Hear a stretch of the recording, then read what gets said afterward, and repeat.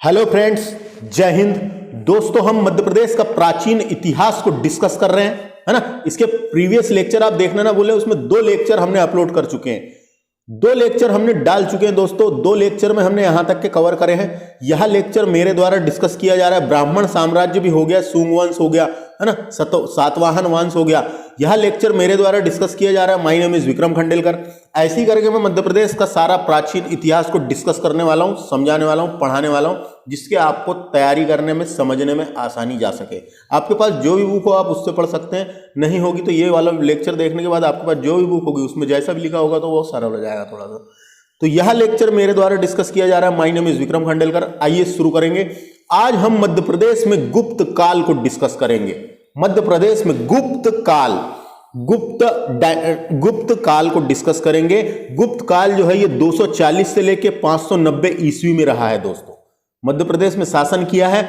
मध्य प्रदेश में गुप्त काल ने 240 से लेके 590 ईस्वी तक के शासन किया है दोस्तों। तो गुप्त काल में हम सबसे पहले गुप्तकालीन संबंधित शासक पढ़ेंगे, जैसे समुद्रगुप्त के बारे में पढ़ेंगे, चंद्रगुप्त द्वितीय के बारे में पढ़ेंगे, कुमारगुप्त के बारे में और भानुगुप्त के बारे में। इनको सबको डिटेल में जानेंगे। इसके अलावा हम गुप्तकालीन नगर जो थे उनको डिस्कस करेंगे, जैसे स्वभोग नगर जो एरण में था, अवंती, उज्जैन, दसपुर, मंदसौर और अनूप, निमाड़, इसको डिस्कस करेंगे। गुप्तकालीन जितने भी अभिलेख हैं, मंदसौर अभिलेख, सांची अभिलेख, तैमूर अभिलेख, सूपिया अभिलेख, एरण अभिलेख, इनको डिटेल में डिस्क्राइब करेंगे, इनसे रिलेटेड इनकी क्या विशेषता है। इसके बाद हम मध्य प्रदेश के गुप्तकालीन स्थल डिस्कस करेंगे, जैसे नचनट कुठार मंदिर, एरण का विष्णु मंदिर, भूमरा का शिव मंदिर और तिगवा का विष्णु मंदिर जो कटनी में है, इनको डिस्कस करेंगे। तो आइए शुरू करते हैं। देखिए, मध्य प्रदेश में गुप्तकालीन संबंधित शासक। तो सबसे पहले तो आपको जानकारी के लिए बता दूं दोस्तों, गुप्त वंश का संस्थापक, गुप्त वंश का ज्ञात शासक श्रीगुप्त को कहा जाता है, श्रीगुप्त को माना जाता है। तो गुप्त वंश का संस्थापक पूछेगा तो श्रीगुप्त है, यानी हम बोल सकते हैं गुप्त वंश का पहला ज्ञात शासक श्रीगुप्त था। तो देखो, श्रीगुप्त था तो हम बोल सकते हैं गुप्त वंश का पहला राजा कौन था। गुप्त वंश को किसने शुरू किया था, संस्थापक कौन थे, गुप्त वंश का पुत्र हुआ दोस्तों, उसका लड़का हुआ घटोत्कच इसका दूसरा राजा था। घटोत्कच गुप्त इस वंश का दूसरा राजा था। तो दूसरे नंबर में कौन आया, श्रीगुप्त ने स्टार्ट किया। क्वेश्चन आ सकता है गुप्त वंश का संस्थापक कौन था, श्रीगुप्त। उसका पुत्र हुआ घटोत्कच रीवा जिले के सूपिया अभिलेख के अनुसार घटोत्कच गुप्त वंश का संस्थापक माना जाता है। तो रीवा जिले में सूपिया अभिलेख है दोस्तों, उसके अनुसार घटोत्कच गुप्त काल का संस्थापक माना जाता है दोस्तों। तो घटोत्कच, तो पहला राजा कौन था, किसने शुरू किया था, श्रीगुप्त ने शुरू किया। उसका लड़का हुआ घटोत्कच। अब घटोत्कच का पुत्र होता है, घटोत्कच का यहां पे एक नाम आएगा दोस्तों। घटोत्कच का एक पुत्र होता है जिसका नाम था चंद्रगुप्त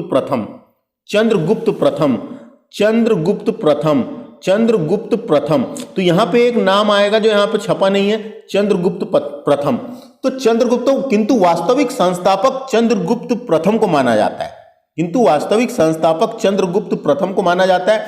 तो हम बोल सकते हैं गुप्त वंश को किसने शुरू किया, गुप्त वंश का संस्थापक था श्रीगुप्त, उसका लड़का हुआ घटोत्कच। तो रीवा जिले के सूपिया अभिलेख से हमको जानकारी मिलती है कि घटोत्कच गुप्त वंश का संस्थापक था, और घटोत्कच का पुत्र हुआ चंद्रगुप्त प्रथम, जिसका नाम रखा गया था चंद्रगुप्त प्रथम। तो चंद्रगुप्त प्रथम घटोत्कच का पुत्र था दोस्तों। तो चंद्रगुप्त प्रथम को भी वास्तविक संस्थापक माना जाता है, किंतु वास्तविक संस्थापक चंद्रगुप्त को माना जाता है, चंद्रगुप्त प्रथम को माना जाता है। अब चंद्रगुप्त प्रथम के बाद दोस्तों ये वंश आगे बढ़ा, चंद्रगुप्त प्रथम के बाद ये वंश आगे बढ़ा। उसके बाद आता है दोस्तों समुद्रगुप्त। तो समुद्रगुप्त, इसकी जानकारी हमें प्रयाग प्रशस्ति से मिलती है ना। समुद्रगुप्त की जानकारी हमें प्रयाग प्रशस्ति से मिलती है, जिसमें प्रयाग प्रशस्ति के रचयिता थी हरिसेन। प्रयाग प्रशस्ति के रचयिता या लेख को लिखा है, प्रयाग प्रशस्ति जो लेख है उसको लिखा है हरिसेन ने, है ना। तो समुद्रगुप्त इसकी जानकारी प्रयाग प्रशस्ति से मिलती है, जिसके रचयिता हरिसेन थे। जिसके रचयिता हरिसेक थे। अब समुद्रगुप्त से हमने को पढ़ना है, समुद्रगुप्त को भारत का नेपोलियन कहा जाता है दोस्तों, भारत का नेपोलियन समुद्रगुप्त को कहा जाता है। किसने कहा था ये? विंसेंट स्मिथ,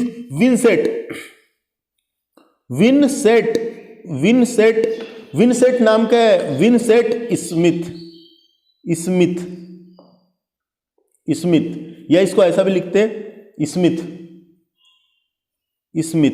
विंसेंट स्मिथ ने समुद्रगुप्त को भारत का नेपोलियन कहा है। डायरेक्ट क्वेश्चन आ जाता है कि भारत का नेपोलियन किसे कहा जाता था? समुद्रगुप्त को। समुद्रगुप्त के सिक्के पर साक्ष्य मध्य प्रदेश के अवंती, एरण और अनूप क्षेत्र से प्राप्त हुए। तो समुद्रगुप्त के सिक्के के साक्ष्य हमें मध्य प्रदेश के अवंती, एरण और अनूप क्षेत्र से प्राप्त हुए हैं दोस्तों। समुद्रगुप्त के समय एरण को स्वभोग नगर के नाम से जाना जाता था। स्वभोग नगर, एरण का नाम पुराना प्राचीन नाम क्या था? स्वभोग नगर। तो समुद्रगुप्त के समय एरण को स्वभोग नगर के नाम से जाना जाता था। इसको याद रखना है दोस्तों, इसको याद रखना है ना। तो ये क्वेश्चन पूछा जाता है। समुद्रगुप्त को भारत का नेपोलियन कहा जाता था। भारत का नेपोलियन समुद्रगुप्त को यानी विंसेंट स्मिथ ने कहा है। और इसके सिक्के के साक्ष्य मध्य प्रदेश के अवंती, एरण, अनूप क्षेत्र से प्राप्त हुए। समुद्रगुप्त के समय ही एरण को स्वभोग नगर के नाम से जाना जाता था। स्वभोग नगर के नाम से जाना जाता था दोस्तों, इतना याद रखना है। उसके बाद हम इंडियन हिस्ट्री में आप डिटेल में पढ़ोगे उसके बारे में। उसके बाद शासक बनता है चंद्रगुप्त द्वितीय, जिसकी उपाधि विक्रमादित्य की थी। चंद्रगुप्त द्वितीय जिसकी उपाधि विक्रमादित्य की थी। तो चंद्रगुप्त द्वितीय को ही विक्रमादित्य के नाम से जाना जाता था दोस्तों। चंद्रगुप्त द्वितीय को ही विक्रमादित्य के नाम से जाना जाता था। कालिदास चंद्रगुप्त द्वितीय के समकालीन थे, यानी इनके दरबार में नवरत्नों में से एक थे कालिदास। फाहियान नामक चीनी यात्री चंद्रगुप्त द्वितीय के दरबार में आया था। फाहियान नामक जो चीनी यात्री था, भारत आने वाला पहला चीनी यात्री फाहियान, वो चंद्रगुप्त द्वितीय विक्रमादित्य के दरबार में ही उपस्थित हुआ था, आया था, जिन्होंने मध्य प्रदेश की जनता को सुखी और समृद्ध बताया था और मालवा की जलवायु को सर्वश्रेष्ठ जलवायु भी कहा है दोस्तों इन्होंने। समझ में आ गया? तो इसके चंद्रगुप्त द्वितीय के दरबार में नवरत्न थे दोस्तों। तो दरबार में नवरत्न रखने वाला पहला शासक चंद्रगुप्त द्वितीय था। चंद्रगुप्त द्वितीय विक्रमादित्य की उपाधि धारण करने वाला पहला शासक था, याद रखना है। इसे उज्जैन शाखा के शक शासक रुद्र सिंह तृतीय को हराकर विक्रमादित्य की उपाधि धारण की थी। तो इसने उज्जैन शाखा के शक शासक था जिसका नाम था रुद्र सिंह तृतीय को हराकर विक्रमादित्य की उपाधि धारण करी थी इसने, विक्रमादित्य द्वितीय ने। इसको याद रखना है ना। इसी के समय चीनी यात्री फाहियान, जो भारत आने वाला पहला चीनी यात्री था, उसने मालवा की जलवायु को विश्व की सर्वश्रेष्ठ जलवायु बताया है ना। और मालवा की जनता, मध्य प्रदेश की जनता को सुखी और समृद्ध जनता बताया है, काफी अच्छी जनता है करके, है ना। तो ये चीनी यात्री था, इसने आया, मालवा में रहा, रहने के बाद यहाँ की जलवायु, यहाँ घूमा फिरा और अपने जाते जाते वर्णन करके गया कि मालवा की जलवायु विश्व की सर्वश्रेष्ठ जलवायु है, यहाँ की जनता भी सुख। उज्जैन शाखा के शक शासक रुद्र सिंह तृतीय को हराकर विक्रमादित्य की उपाधि धारण की थी, इन्होंने याद रखना है। इसके अलावा दोस्तों चंद्रगुप्त द्वितीय के दरबार में नवरत्न थे, है ना, ये पूरे नवरत्न थे। तो इनको नवरत्नों को हम डिटेल में पढ़ेंगे। और आपको जानकारी के लिए बता दूं, इसकी राजधानी पाटलिपुत्र थी, किंतु द्वितीय राजधानी उज्जैन थी, है ना। चंद्रगुप्त द्वितीय की प्रथम राजधानी पाटलिपुत्र थी और दूसरी राजधानी उज्जैन थी दोस्तों, ये याद रखना है। इसके अलावा चंद्रगुप्त द्वितीय के समय काल में ही साहित्य का जबरदस्त विकास हुआ था। चंद्रगुप्त द्वितीय के शासन काल में या समय काल में ही साहित्य का जबरदस्त विकास हुआ था। इसी कारण गुप्त काल को प्राचीन भारत का स्वर्ण काल कहा जाता है। इसी कारण गुप्त काल को प्राचीन भारत का स्वर्ण काल, ये याद रखना, क्वेश्चन आ सकता है, स्वर्ण काल, है ना। क्या हुआ था? चंद्रगुप्त द्वितीय के समय ही शासन काल में ही साहित्य का जबरदस्त विकास हुआ था। इस कारण गुप्त काल को प्राचीन भारत का स्वर्ण काल कहा जाता है। क्वेश्चन आ सकता है स्वर्ण काल किसे कहा जाता है। समझ में आ गया? चंद्रगुप्त द्वितीय विक्रमादित्य से इतना ही याद रखना है, फाहियान आया था और इसके दरबार में नवरत्न थे। तो इन नवरत्नों को अभी डिटेल में मैं पढ़ाता हूं, पहले हम आगे चलते हैं दोस्तों। चंद्रगुप्त द्वितीय के बाद आता है कुम्हारगुप्त। कुम्हारगुप्त यह चंद्रगुप्त द्वितीय का सबसे बड़ा बेटा था दोस्तों। यह चंद्रगुप्त द्वितीय का सबसे बड़ा बेटा था, जिसके काल में नालंदा विश्वविद्यालय का निर्माण भी किया गया था। कुम्हारगुप्त के काल में ही नालंदा विश्वविद्यालय का निर्माण भी किया गया था। बस इतना ही याद रखें यहां से।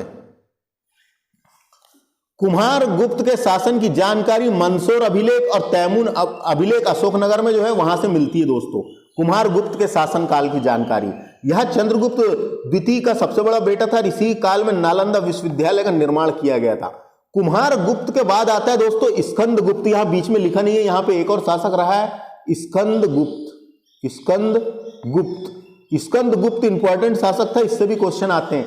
यह हुणों को पराजित करने वाला एशिया का पहला शासक था। जो स्कंदगुप्त था यह हुणों, देखो यहाँ पे हुण लिखा हुआ है, हुणों को पराजित करने वाला एशिया का एकमात्र शासक था। गिन्नार अभिलेख से इसकी जानकारी मिलती है। गिन्नार अभिलेख से इसकी जानकारी मिलती है दोस्तों। और स्कंदगुप्त ने सौराष्ट्र के प्रांत में एक झील का भी निर्माण, सुदर्शन झील के निर्माण का पुनरुत्थान भी करवाया था। तो स्कंदगुप्त से इतना ही याद रखना है। कुम्हारगुप्त के बाद स्कंदगुप्त शासक बना, जिसने हुणों को पराजित करने वाला एशिया का पहला शासक था स्कंदगुप्त। स्कंदगुप्त के बाद भानुगुप्त आता है दोस्तों। स्कंदगुप्त के बाद गुप्त वंश में शासन करता है, शासक बनता है भानुगुप्त। तो भानुगुप्त, इसकी जानकारी सागर के एरण अभिलेख से मिलती है। भानुगुप्त शासक था, इसकी जानकारी सागर के एरण अभिलेख से मिलती है, जिसमें सर्वप्रथम सती प्रथा की जानकारी मिलती है। इसी अभिलेख से हमको सर्वप्रथम सती प्रथा की जानकारी मिलती है ना। यहां से पढ़ लेते हैं। भानुगुप्त के शासन व सती प्रथा के साक्ष्य की जानकारी सागर के एरण अभिलेख से मिलती है ना, जो भानुगुप्त का अभिलेख है दोस्तों। हुण आक्रमण में भानुगुप्त का सेनापति भोजराज, जो हुणों का आक्रमण यहां हुआ था, इसके पहले स्कंदगुप्त के टाइम पे सबसे पहले हुआ था, ये इसके टाइम पे भी हुणों का आक्रमण हुआ था। तो हुणों का आक्रमण में भानुगुप्त के सेनापति भोजराज मारा गया था। भानुगुप्त का एक सेनापति था जिसका नाम था भोजराज, मारा गया था दोस्तों। इस उपरांत उसकी पत्नी ने सती होने के साक्ष्य एरण से प्राप्त हुए। तो उसकी पत्नी को सती हो गई थी, तो भोजराज मारा गया था, इसलिए सती हुई थी, याद रखना है ना। भोजराज की पत्नी को सती किया गया था, है ना। तो भानुगुप्त का सेनापति भोजराज मारा गया था, जिससे उसकी पत्नी को सती किया गया था। वहां पे यही जानकारी मिलती है। समझ में आ गया। सती प्रथा का प्रथम साक्ष्य अभिलेख है एरण अभिलेख, जो सागर में भानुगुप्त शासक बनता है दोस्तों। भानुगुप्त, यहां तक के समझ में आ गया क्या? तो जो गुप्त काल था दोस्तों, इसमें केवल ब्राह्मणों को भूमि दान दी जाती थी। तो समझ में आ गया। अब समझ में आ गया।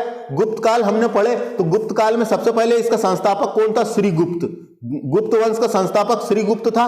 उसके बाद उसका लड़का आया घटोत्कच उसका लड़का, है ना। घटोत्कच का लड़का था समुद्रगुप्त, है ना। समुद्रगुप्त के बाद कौन शासक बनता है? चंद्रगुप्त द्वितीय, जिसे विक्रमादित्य के नाम से जाना जाता था। इसके दरबार में 9 रत्न थे। इसके बाद बनता है शासक कुम्हारगुप्त दोस्तों। गुप्त वंश में कुम्हारगुप्त से जानकारी याद रखना है अपने को थोड़ी बहुत। इसके बाद यहां बीच में एक और गुप्त है, स्कंदगुप्त हुणों को पराजित करने वाला एशिया का पहला शासक था। स्कंदगुप्त के बाद भानुगुप्त मिलता है, जिससे एरण अभिलेख से जानकारी मिलती है ना। ये इतना समझ में आ गया। देखो हुणों शब्द आ रहा है, तो हुणों कौन थे? हुण यूरेशिया की वोल्गा नदी के किनारे निवास करते थे।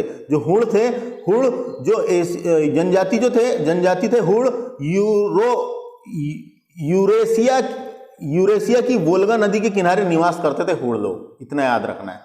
उसके बाद हम देखेंगे चंद्रगुप्त द्वितीय विक्रमादित्य के समय जो 9 रत्न थे दोस्तों। तो इन 9 रत्नों को डिटेल में पढ़ा देता हूं मैं आपको, कहीं इनसे रिलेटेड क्वेश्चन बन गए तो देखिए दोस्तों, चंद्रगुप्त द्वितीय विक्रमादित्य के 9 रत्नों को डिस्कस करेंगे हम। ये देखिए, उसका सिक्का देख सकते हैं आप, ये कुछ बातें लिखी हुई है यहाँ पे, आप इसको देख सकते हैं, समझ सकते हैं। सबसे पहले बात करेंगे 9 रत्नों में हम धनवंतरी की।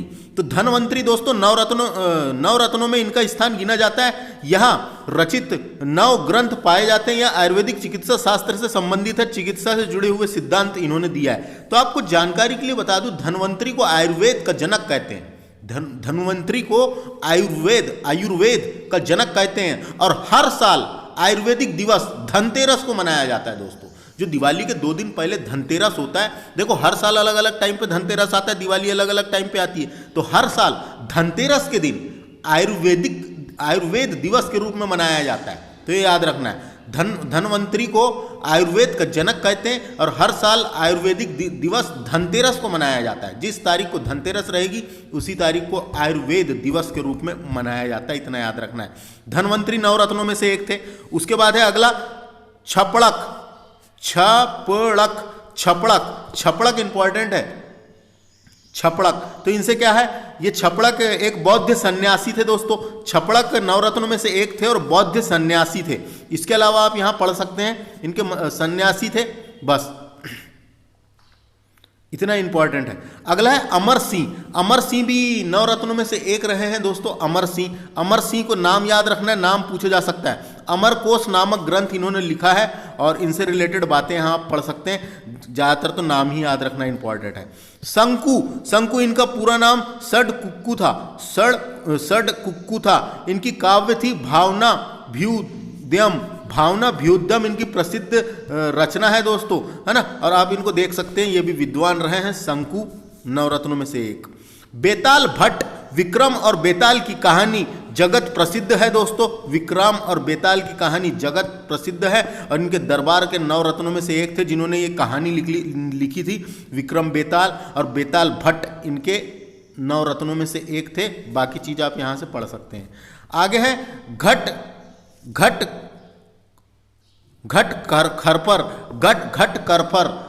करफर। तो इनका नाम भी इंपॉर्टेंट है, ये भी नवरत्नों में से एक थे जो संस्कृत जानते थे और समझते थे, है ना। तो इनसे रिलेटेड ये याद रखना, घट परकर नवरत्नों में से एक थे, है ना।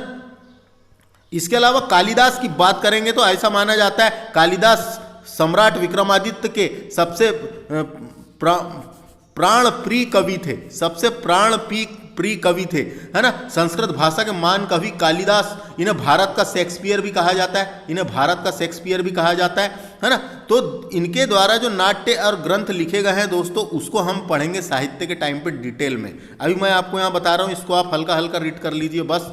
वो मैं जब मध्य प्रदेश का साहित्य पढ़ाऊंगा तो उसमें पूरा डिटेल में इनकी पूरी एक एक रचनाएं, एक एक काव्य को डिस्कस करेंगे। बात करेंगे दोस्तों वारामिहिर की। तो वारामिहिर का जन्म उज्जैन के कायथा में हुआ था, ये भी इंपॉर्टेंट है। वारामिहिर का जन्म उज्जैन के कायथा में हुआ था। इनकी पुस्तक का नाम है वृहज्जतक। एक सूर्य सिद्धांत इन्होंने दिया था। बृहस्पति संहिता लिखे इन्होंने और पंच सिद्धांति, ये इनकी इंपॉर्टेंट है। पंच सिद्धांति ये इनकी इंपॉर्टेंट है। खगोल विज्ञान विषय पर आधारित है। ये वाली जो बुक है दोस्तों, ये खगोल विज्ञान पर आधारित है। पंच सिद्धांतिका लिखे हैं इन्होंने, इंपॉर्टेंट है ये, है ना। इसके अलावा आप इनका पढ़ सकते हैं। तो वारामिहिर का जन्म उज्जैन के कायथा में हुआ था। इसके बाद वररुचि नाम के नवरत्न थे, एक विद्वान थे। जो कौन थे, यहाँ पे देख सकते हैं आप, इसको देख सकते हैं। इंपॉर्टेंट यहाँ से क्या है,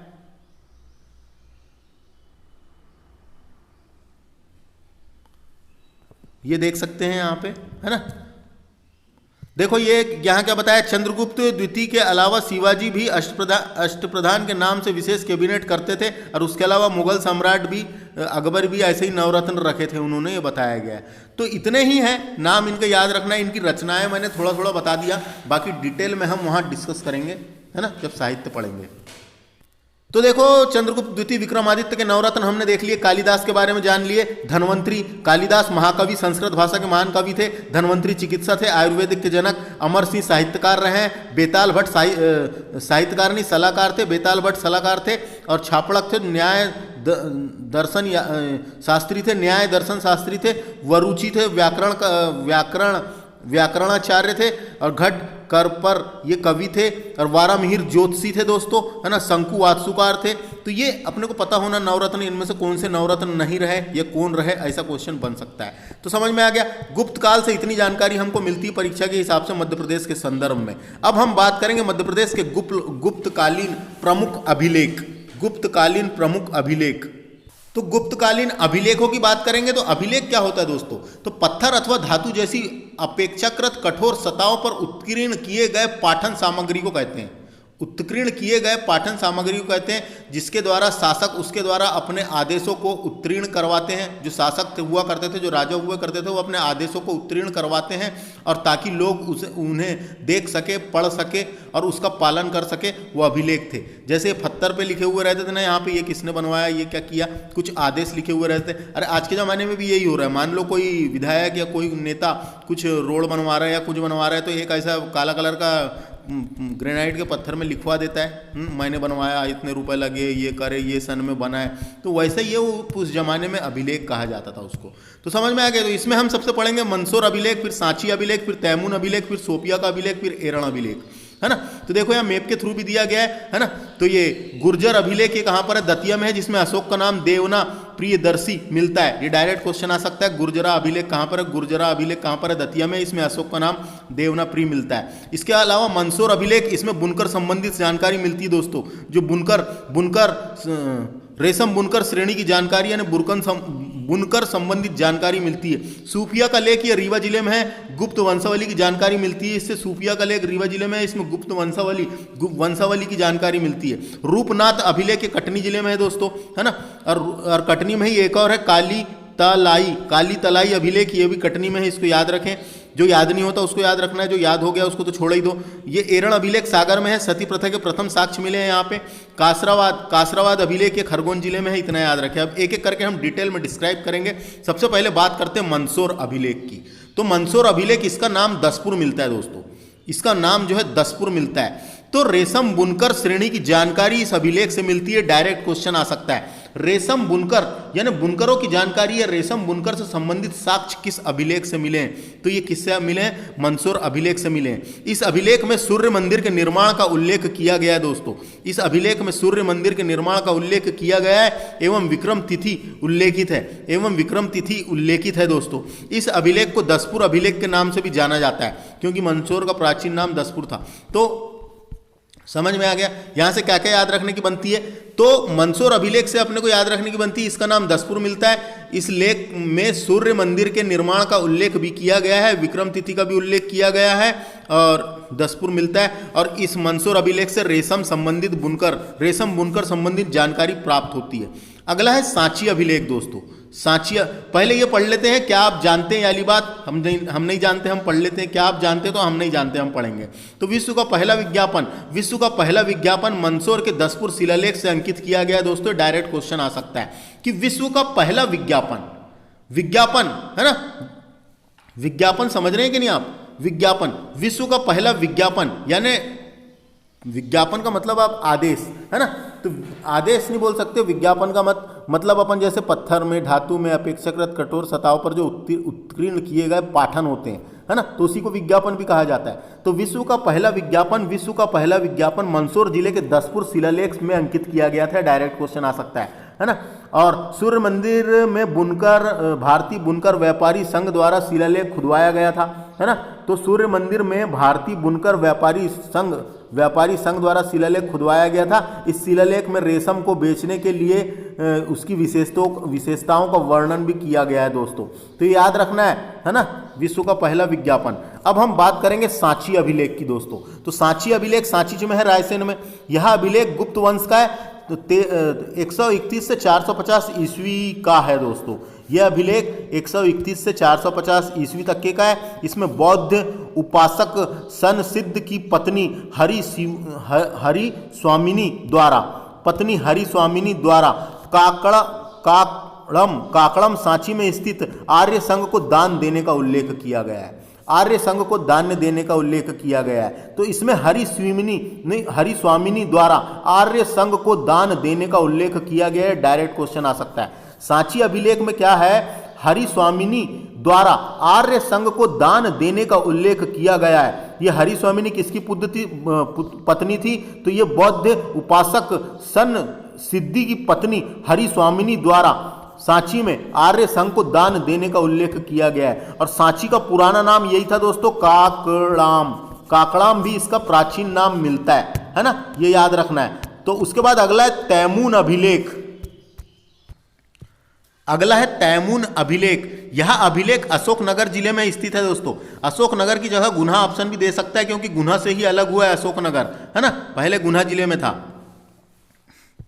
यह अभिलेख अशोकनगर जिले में स्थित है। इस अभिलेख में राजा को शरतकालीन सूर्य की भांति बताया गया है। शरतकालीन सूर्य, जैसे सर्दियों के टाइम पे सूर्य कभी काल निकलता है दोस्तों और बड़ा आनंद देता है, उसी टाइप बताया गया है। वहाँ उस टाइम पे राजा जो थे वो अपने दरबार से कभी काल बाहर आते थे, नहीं तो अपने धुन में मस्त रहते थे, है कि नहीं, अपने धुन में अपनी जिंदगी में मस्त रहते थे। तो वही बताया गया है कि इस अभिलेख में राजा को शरतकालीन सूर्य की भांति बताया गया है। शरतकाल में सूर्य के पास जाना पड़ता है या फिर सूर्य के जैसे कभी काल निकलता है, तो सर्दीकालीन सूर्य शरतकालीन सूर्य की भांति बताया गया, ये इंपॉर्टेंट है। इस अभिलेख में कुम्हार गुप्त प्रथम के शासन की जानकारी मिलती है दोस्तों। इस अभिलेख से, तैमूर अभिलेख से, जो कुम्हार गुप्त प्रथम के बारे में अपन ने पढ़े थे अभी थोड़ी देर पहले, है ना, कुम्हार गुप्त प्रथम, है ना, जानकारी मिलती है, याद रखना है, क्वेश्चन आ सकता है। इसके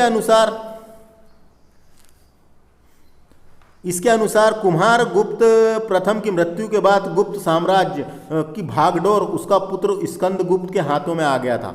उसका पुत्र स्कंद गुप्त के हाथों में आ गया था। और मैंने बताया था स्कंद गुप्त के बारे में, यहाँ हुणों को पराजित करने वाला एशिया का एकमात्र शासक था, यानी पहला शासक था दोस्तों। हुणों को पराजित करने वाला एशिया का पहला शासक था। इसकी जानकारी गिरनार अभिलेख से भी मिलती है और इस यहाँ पे सियाली, बस इतना याद रखो।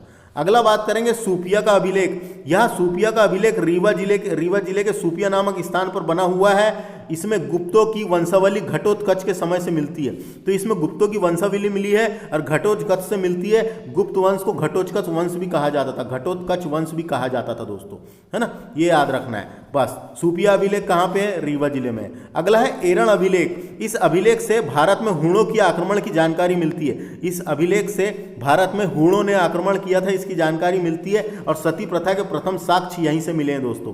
सती प्रथा के प्रथम साक्ष्य यहीं से मिले हैं। एरण अभिलेख सागर में है, एरण अभिलेख सागर में।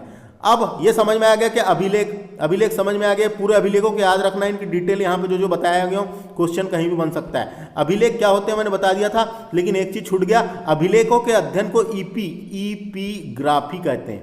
अभिलेखों के अध्ययन को ईपीग्राफी कहते हैं, ये याद रखना है, पूछा जा सकता है। अब हम बात करेंगे आगे मध्य प्रदेश के गुप्तकालीन स्थल को देख लेते हैं। देखिए, गुप्तकालीन मंदिर में हम नचना कुठार मंदिर देखेंगे, इंपॉर्टेंट है, पूछा जा सकता है। यह मंदिर पार्वती देवी को समर्पित है। यह मंदिर जो जनरल कनिंघम है दोस्तों, कनिंघम है ना, जनरल कनिंघम ने बताया कि यह मंदिर पार्वती का है, तो यह मंदिर पार्वती माता को समर्पित है। मध्य प्रदेश के पन्ना जिले में गुन्नौरगंज के समीप नचना कुठार मंदिर स्थित है। तो डायरेक्ट आ सकता है किस जिले में है करके, पन्ना जिले में है, याद रखना। इस मंदिर को चौमुखनाथ शिवालय भी कहते हैं। इस मंदिर को चौमुखनाथ शिवालय भी कहते हैं। या आप इधर साइड में इसकी इमेज देख सकते हैं, नचना कुठार मंदिर, जो कहाँ पे है? पन्ना जिले में। अगला है एरण का विष्णु मंदिर। सागर जिले में एरण नामक स्थान पर स्थित है। एरण से प्राप्त एक वाहरा मूर्ति में अभिलेख में हुण शासक तोरमण का उल्लेख भी मिलता है। हुण शासक रहा है तोरमण का उल्लेख भी मिलता है। तो एरण से प्राप्त एक वारा मूर्ति के अभिलेख में हुण शासक तोरमाण का उल्लेख भी मिलता है। तो इतना याद रखना है अपने को, इतना याद रखना है। सागर जिले में एरण नामक स्थान पर गुप्त काल में विष्णु मंदिर बना हुआ है, जो भगवान विष्णु के 8 फीट ऊंची मूर्ति है, जो अब वर्तमान में ध्वस्त हो चुकी है दोस्तों, ज़्यादा नहीं बची, ध्वस्त हो चुकी है। एरण का विष्णु मंदिर। भूमरा का शिव मंदिर इंपॉर्टेंट है। भूमरा का शिव मंदिर सतना जिले के भूमरा में स्थित है। सतना जिले के भूमरा में स्थित है भूमरा का शिव मंदिर, है ना। सतना जिले के भूमरा नामक स्थान पर पाषाण कालीन निर्मित एक गर्भगृह प्राप्त हुआ है वहां से, और इसके प्रवेश द्वार पर गंगा यमुना की आकृति बनी हुई है। और यहां से याद रखने लायक क्या, पाषाण कालीन निर्मित एक मुखी शिवलिंग मंदिर है। ये पाषाण कालीन निर्मित एक मुखी शिव मंदिर है, गुप्त काल से संबंधित है। सागर जिले के भूमरा गांव में भूमरा का शिव मंदिर। अगला है तीगवा का विष्णु मंदिर। तीगवा का विष्णु मंदिर तो बहुत ही इंपॉर्टेंट है दोस्तों। ये तीगवा मंदिर की खोज अलेक्जेंडर कनिंघम ने 1873 में की थी। अलेक्जेंडर कनिंघम ने 1873 में की थी। डायरेक्ट क्वेश्चन आता है तीगवा का मंदिर कहाँ है? कटनी में। कटनी ऑप्शन नहीं देगा तो जबलपुर देगा, याद रखना है। जबलपुर के पास ही है क्योंकि ये गांव। ये देखो, आप देख सकते हैं इमेज में, यहाँ तीगवा का विष्णु मंदिर ऐसा है ना। उसके बाद बात करेंगे हम तिगवा का विष्णु मंदिर, याद ही रख लो, तिगवा में एक प्राचीन गुप्तकालीन विष्णु मंदिर है। क्वेश्चन ऐसा भी आ चुका है एक बार, कौन से भगवान का है? विष्णु भगवान का है। कटनी या जबलपुर ऑप्शन दे सकता है। अगला है दोस्तों उदयगिरी की गुफाएं। अगला है उदयगिरी की गुफाएं, ये विदिशा जिले में है, इसको याद रखें, डायरेक्ट क्वेश्चन आता है। विष्णु के 12 अवतार की प्रतिमा स्थापित है यहाँ पे।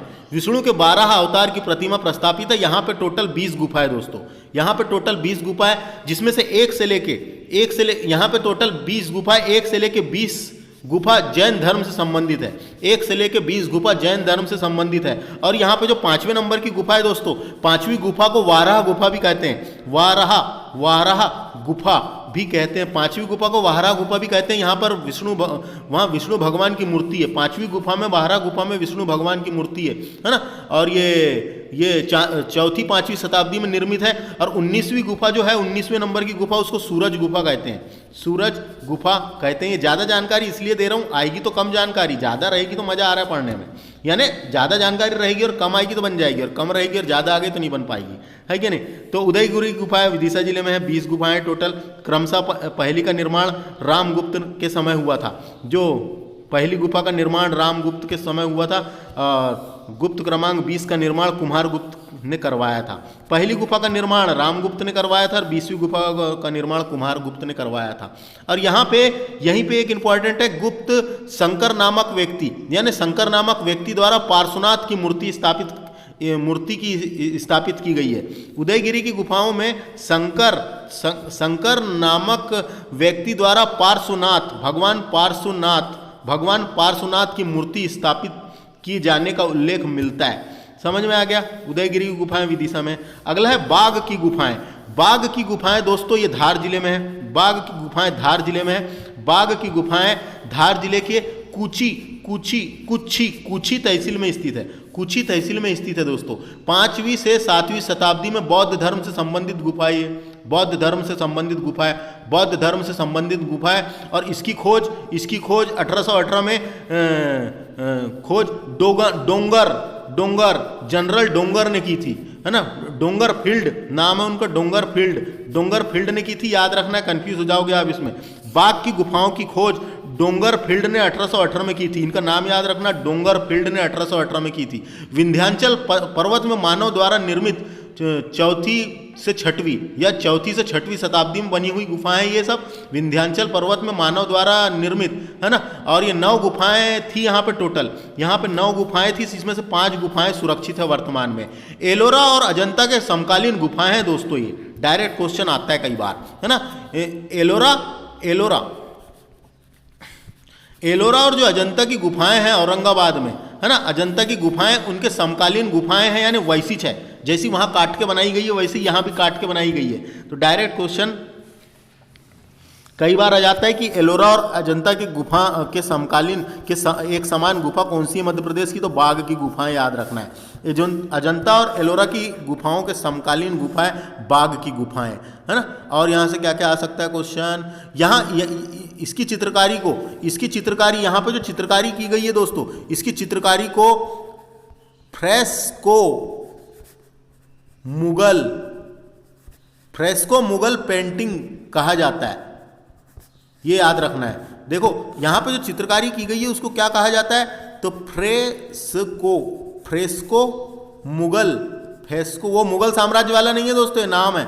फ्रेस्को मुगल पेंटिंग कहा जाता है। यहाँ पे जो चित्रकारी की गई है उसको फ्रेस्को मुगल पेंटिंग कहा जाता है। इतना याद रखें बाघ की गुफाओं से, है ना।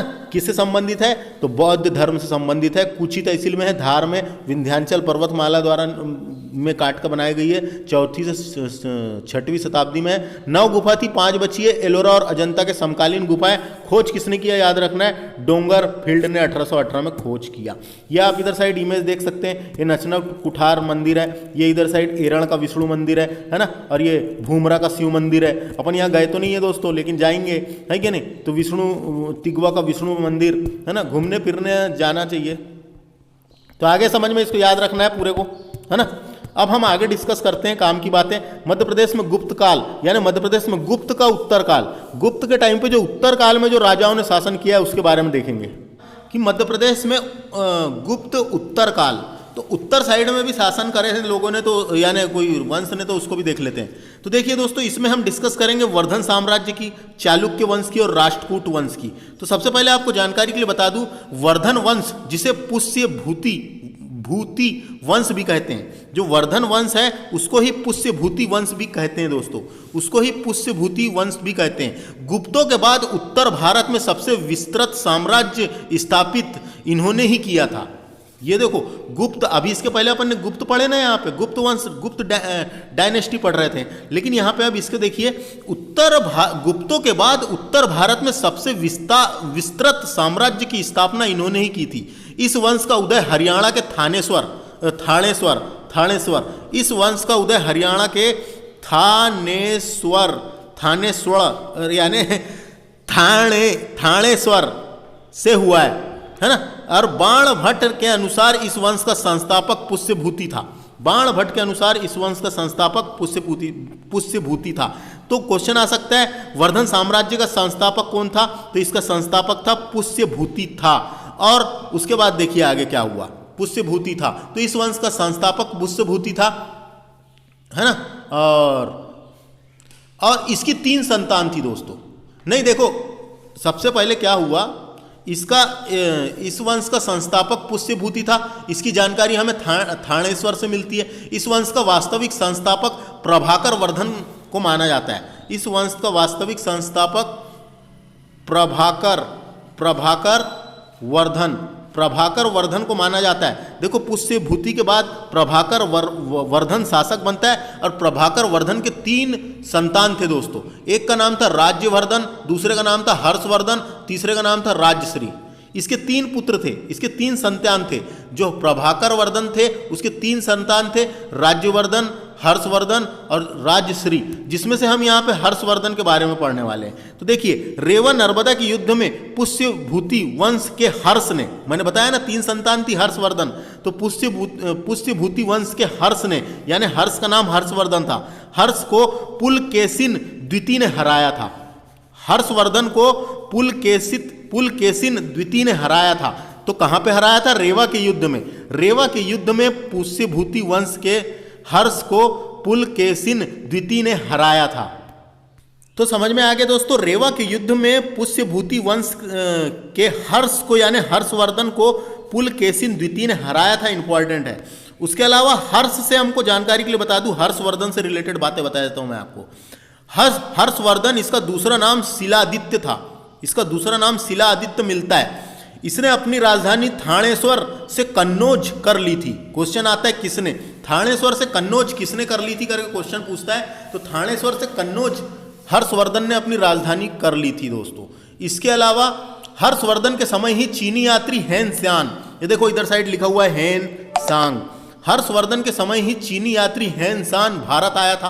ये क्वेश्चन डायरेक्ट आता है कब आया था करके, है ना, जिसने नालंदा विश्वविद्यालय से शिक्षा ग्रहण की थी। किसने, ये हेन स्यान ने। और हेन स्यान को यात्रियों का राजकुमार भी कहा जाता है। क्या बताया, समझ में आया क्या। हर्षवर्धन ने अपनी राजधानी थानेश्वर से कन्नौज स्थानांतरित कर ली थी, और हर्षवर्धन के दरबार में ही चीनी यात्री हेन स्यान भारत आया था, जिसने नालंदा विश्वविद्यालय से शिक्षा ग्रहण करी थी। अब उसके बाद बात करेंगे अपन, हर्षवर्धन के दरबार में बाण भट्ट कवि थे दोस्तों। तो हर्षवर्धन के दरबारी कवि बाण भट्ट थे, जिनकी प्रमुख रचना है हर्षचरित्रम। हर्ष का जीवन लिखा है उन्होंने हर्षचरित्रम। हर्षवर्धन का जीवन लिखा है, उसका नाम रखा है हर्षचरित्रम। कादम्बरी नाम की एक रचना है इनकी, कादम्बरी के अंदर कथा है। पार्वती परिणय इनकी एक रचना है, चंडिका शतक इनकी एक रचना है, और मुकुट तड़ित इनकी एक रचना है, जो हम साहित्यकार के टाइम पर डिटेल में डिस्क्राइब करेंगे। उसके बाद आगे बताया गया शहडोल में बाण सागर परियोजना का नामकरण बाण भट्ट के नाम पर ही किया गया। नदी के टाइम पे तो अपन ने पढ़े ही लिए थे। अब हम बात करते हैं इधर साइड, देखिए चालुक्य वंश, जिसे वातापी आंध्र प्रदेश और तेलंगाना तरफ था ये, तो इसके बारे में डिस्कस करते हैं। देखिए तो देखो, इसको वातापी वंश भी कहते थे, इसको चालुक्य वंश भी कहते थे। तो इस वंश का संस्थापक कौन था, जयसिंह था। इस वंश का संस्थापक जयसिंह था। इस वंश का एकमात्र शासक कीर्तिवर्मन प्रथम था, जिसने पृथ्वी वल्लभ की उपाधि धारण की थी दोस्तों। देखो जयसिंह के बाद कौन आया, इस वंश का संस्थापक जयसिंह था। जयसिंह के बाद इस वंश का एकमात्र शासक कीर्तिवर्मन प्रथम था, जिसने पृथ्वी वल्लभ की उपाधि धारण की थी। इस वंश का सर्वाधिक शक्तिशाली शासक पुलकेशिन द्वितीय था दोस्तों। ये देखो यहाँ जो नाम दिख रहा है, इस वंश का सर्वाधिक शक्तिशाली शासक पुलकेशिन द्वितीय था। तो इस वंश के शासक पुलकेशिन द्वितीय का शासन दक्षिण भारत में था, है ना। चीनी यात्री हेनसांग यात्रियों का राजकुमार कहते हैं उसको। पुलकेशिन द्वितीय ने हर्ष को नर्मदा नदी पार करने से रोका था, और रेवा का युद्ध इन दोनों के बीच में ही हुआ था। पुलकेशिन द्वितीय और हर्ष के बीच हुआ था, जिसमें पुलकेशिन द्वितीय जीता था।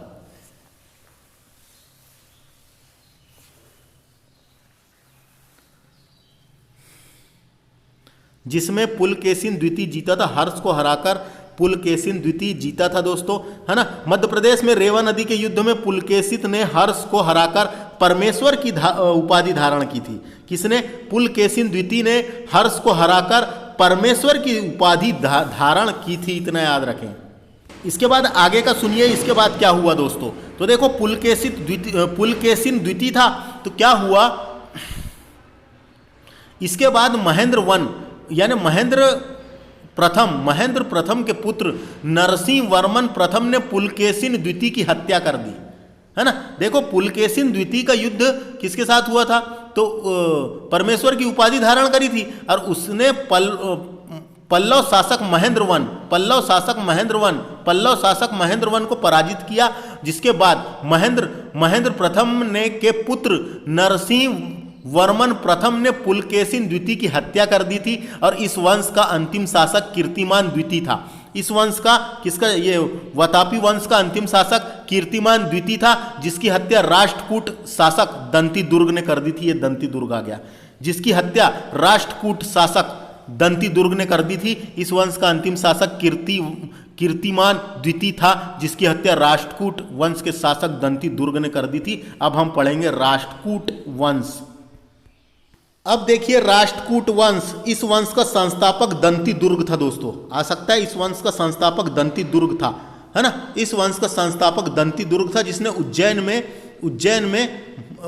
में हिरण्य गर्भ यज्ञ महादान करवाया